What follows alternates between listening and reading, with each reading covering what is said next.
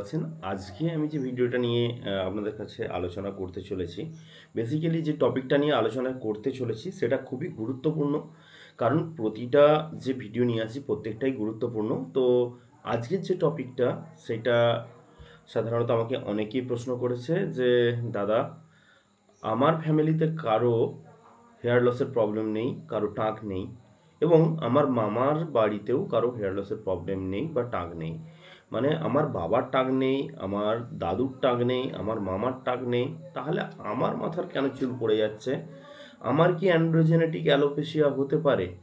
বা যাদের বংশ পরম্পরায় দেখা যাচ্ছে টাক নেই, সেক্ষেত্রে কি তাদের অ্যান্ড্রোজেনেটিক অ্যালোপেশিয়া হতে পারে? তো এটার উত্তরটা কি হবে সেটা আমরা একটু জানবো। তো যদি এই ভিডিওটি আপনি প্রথম দেখছেন বা এই চ্যানেলে নতুন এসে থাকেন, আপনার কাছে একটা অনুরোধ, এই চ্যানেলটিকে সাবস্ক্রাইব করবেন, যাতে করে আমি আপনাদের কাছে আরও বেশি হেয়ার ট্রান্সপ্লান্ট রিলেটেড বা হেয়ার লস রিলেটেড যে কোনো ধরনের যে প্রবলেম বা সমস্যাগুলো আছে সেগুলো নিয়ে আলোচনা এবং তার উপর প্রপার তথ্য আপনাদের কাছে সঠিক তথ্যগুলো পৌঁছে দিতে পারি। সাথে থাকবেন। তো এবার আসি সেই টপিকে, যেটা নিয়ে সাধারণত আমার সাথে অনেকেরই কথা হয়েছে, সেটা হচ্ছে অ্যান্ড্রোজেনেটিক অ্যালোপেশিয়া। অ্যাকচুয়ালি এই অ্যান্ড্রোজেনেটিক অ্যালোপেশিয়াতে কি বংশ পরম্পরার একটা প্রভাব থাকে? আর চুল পড়ার পিছনে এর গুরুত্ব কতখানি? তো প্রথমেই একটা ভুল ধারণা ভেঙে দিই যে অ্যান্ড্রোজেনেটিক অ্যালোপেশিয়া বা জেনেটিক মেল প্যাটার্ন বলনেস যেটাকে বলা হয়, এটা কি স্বাভাবিকভাবে যে কারোর ক্ষেত্রে ঘটতে পারে? দেখুন, আহ, এর যে উত্তরটা সেটা এইরকম ধরনের হবে, যেটা মেডিকেল সায়েন্সে আছে, বা আপনারা যদি এই বিষয়ে পড়াশোনা করেন তাহলে হয়তো জানবেন। সেটা হচ্ছে জেনেটিক প্যাটার্ন বলনেস যে ব্যাপারটা ঘটে একটা সিঙ্গেল জিনের কারণে, আহ, এই অ্যান্ড্রোজেনেটিক অ্যালোপেশিয়া হয় না। ঠিক আছে? যেটাকে পলিজেনিক, মানে সিমটমস তার মধ্যে থাকতে হবে। পলিজেনিক মানে বহু জিনের সমাবেশেই এই অ্যান্ড্রোজেনেটিক অ্যালোপেশিয়াটা ঘটতে পারে। অর্থাৎ একটা সিঙ্গেল জিন অ্যাক্টিভ হয়ে গেলেই এই অ্যালোপেশিয়াটা হয়ে যেতে পারে এমন নয়। এটা পলিজেনিক কন্ডিশন। তাই এর সাথে অনেকগুলো জিনের মানে ব্যাপার জড়িয়ে আছে যেগুলো একসাথে কাজ করে। তাহলে এই জিন কার সাইড থেকে আসে? না, এই জিন যে কোনো সাইড থেকে আসতে পারে। আপনার সাইড থেকেও আসতে পারে, মানে আপনার বাবার সাইড থেকেও আসতে পারে, আপনার মায়ের সাইড থেকে আসতে পারে। একটা প্রবলেম হয়ে থাকে, অনেকেই ভাবেন যে তার মানে প্রজন্মে, অর্থাৎ সে যে প্রজন্মে আছে সেই প্রজন্মে সে তার বাবার সাইড বা মায়ের সাইডে বা তার বাবার মানে প্রজন্মে, অর্থাৎ তার বাবার পরিচিত মানে তার যদি পূর্বপুরুষকে দেখে, সে কখনো তাদের টাক দেখেনি, অর্থাৎ মামা বাড়িতেও টাক দেখেনি বা তার নিজের বাড়িতেও কখনো কারো টাক হতে দেখেনি। তো এমনও কি ঘটনা ঘটতে পারে? হ্যাঁ, ঘটতে পারে, যেটাকে বলা যেতে পারে সাইলেন্ট জেনেটিক কন্ডিশন বা সাইলেন্ট জেনেটিক কন্ডিশন। জাস্ট এরকম বললে হয় না ব্যাপারটা।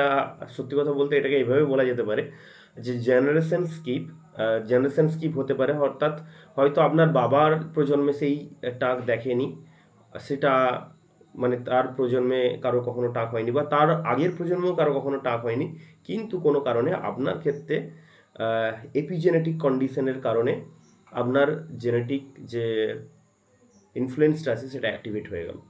ঠিক আছে? তাল তাহলে সেই কারণে আপনার টাক পড়তে পারে। তো সে বিষয়ে যদি আমরা কথা বলি তাহলে বলে নিতে হয় যে এই এপিজেনেটিক কন্ডিশন যেটা, সেটা ধরুন আপনার শরীরে এই জিন আছে, বাট সেটা অফ অবস্থায় আছে, অর্থাৎ সুইচই অন হয়নি, তাই লাইটও জ্বলেনি স্বাভাবিকভাবে।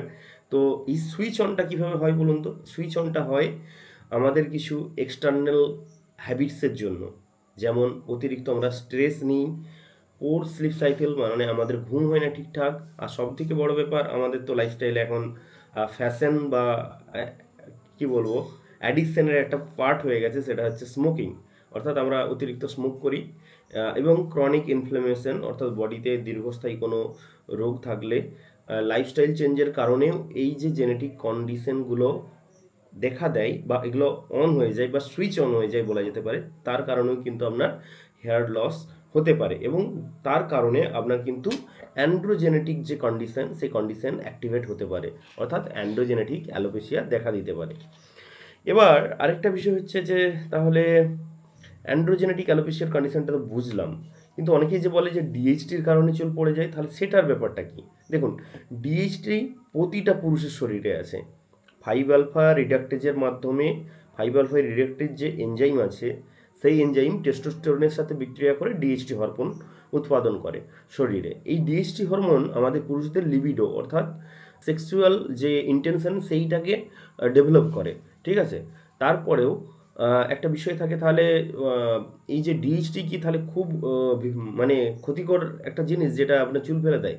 দেখুন, ডিএইচটির যে বিষয়টা আছে সেটা সত্যি কথা বলতে ডিএইচটি সরাসরিভাবে আপনার চুলের ক্ষেত্রে ক্ষতির মানে বিষয় হলেও বিষয়টা এরকম দাঁড়াচ্ছে, ডিএইচটি কিন্তু আপনার চুলকে সরাসরিভাবে ফেলতে পারে না, যতক্ষণ না সেই ডিএইচটিটা একটা রিসেপ্টারে গিয়ে আটকে যায়।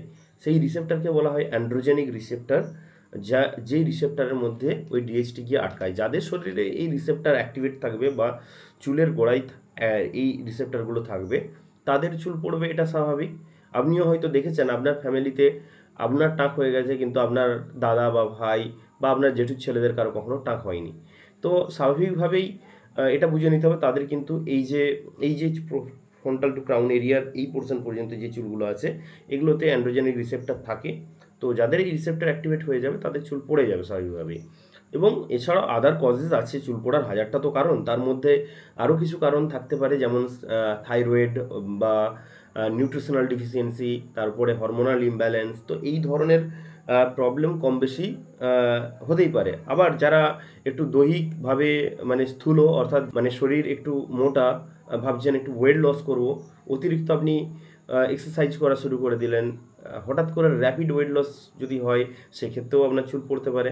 আবার শুনতে খারাপ লাগলেও স্বাভাবিকভাবে এমনও ঘটনা ঘটে, দেখবেন অনেকেরই সাথে ব্রেকআপ হয়েছে, ব্রেকআপ হওয়ার পরেও তাদের কিন্তু অতিরিক্ত হেয়ার লস হচ্ছে। কেন বলুন তো? কারণ এতে কী হয়, হরমোনাল ইমব্যালেন্সও ঘটে, আর সাথে সাথে স্ট্রেস লেভেলও ইনক্রিজ করে, অ্যাংজাইটি ডেভেলপ হয়, এসব কারণেও অনেকের হেয়ার লস হয়। হেয়ার লস শুধুমাত্র একটা কারণেই হবে এমন নয়। আশা করি আপনারা বিষয়টা বুঝতে পেরেছেন যে হেয়ার লসের কী কী কারণ থাকতে পারে। আর আরেকটা কথা হচ্ছে সেটা যে আপনার যদি এই ধরনের কোনো সমস্যা হয়ে থাকে, অবশ্যই কমেন্ট সেকশানে জানান যে আপনার কী ধরনের হেয়ার লস হচ্ছে বা কী কারণে হেয়ার লস হচ্ছে বলে মনে করছেন আপনি। আপনার পরিবারে কারো কি এরকম আছে যে আপনার পরিবারে হয়তো টাক ছিল না, শুধু আপনারই টাক হয়েছে? এরকম ধরনের ঘটনা যদি থেকে থাকে অবশ্যই কমেন্টে জানান। আরেকটা বিষয়, যদি হেয়ার ট্রান্সপ্লান্ট রিলেটেড বা হেয়ার লস সংক্রান্ত আপনি কোনো বিষয় নিয়ে ভাবছেন যে কোনো বিষয় নিয়ে কনফিউশনে আছেন, তাহলে এই যে স্ক্রিনে দেওয়া নাম্বার আছে, এই নাম্বারে আমার সাথে যোগাযোগ করতে পারেন। আমি চেষ্টা করব আপনাকে সঠিক গাইডেন্স দেওয়ার, অবশ্যই আমার ব্যক্তিগত যে এক্সপিরিয়েন্স আছে তার ভিত্তিতে।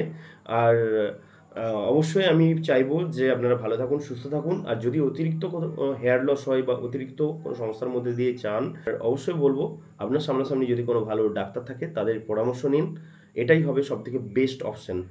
ভালো থাকুন, সুস্থ থাকুন, দেখা হচ্ছে পরবর্তী একটা ভিডিওতে।